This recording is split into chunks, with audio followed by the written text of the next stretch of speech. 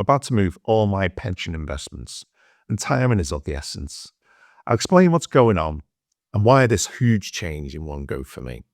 So I'm Eric, and I run this channel Time to Retire with my wife Tracy, and we talk about all things pension and retirement. So if this is something you're interested in, please subscribe to check in with what's going on our retirement journey. If you've already subscribed, thank you, and please consider hitting that like button as it really helps us to grow the channel. So, what's the big change? And for those of you who watch regularly, you'll be saying, I should stop mucking about with my pension investments and stick to the plan. But the first of the reasons is actually out of my hands, really. The second one, okay, you got me guilty as charged. I'll hold my hand up. It's more undue fiddling with my portfolio. But the first reason is the easy one. I have to move my platform. So about a year ago, I consolidated my 7 old pensions into a single SIP. And at the time, I chose Freetrade.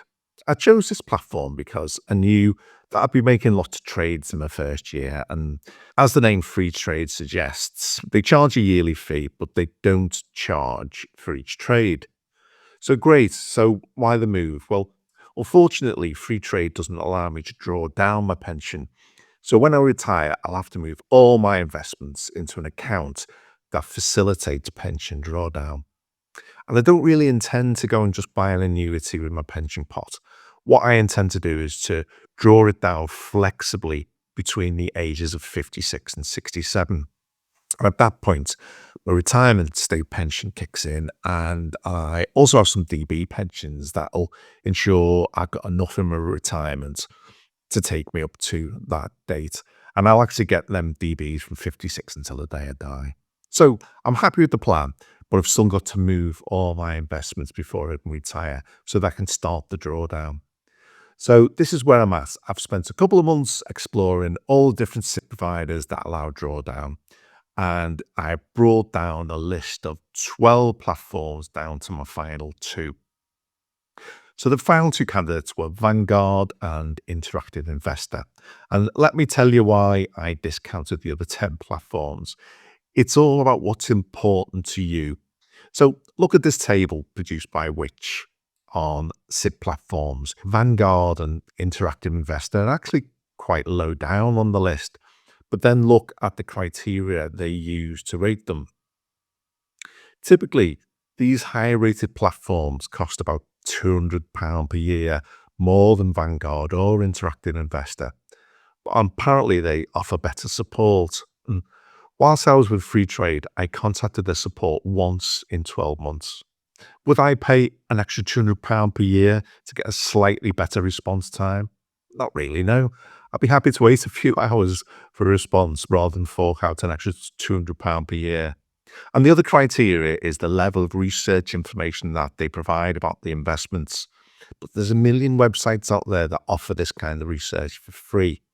And if I had to spend an extra £200 per year on research data, I think I could do a lot better than the internal research on any of these particular platforms. So neither of these things sway me towards these more expensive platforms. For me, it's all about the platform costs. Now, Interactive Investor and Vanguard are both less than £200 per year. And this is kind of my limit, the limit I've set on what I'm comfortable paying for a platform fee. So now, choosing between both of these platforms, I actually went for Interactive Investor.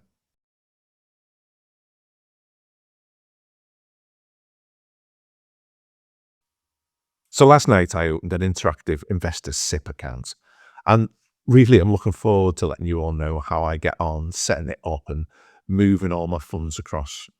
But I mentioned that there's 2 parts to the change in my funds. Well, the second part relates to the type of investment I'll be making going forward.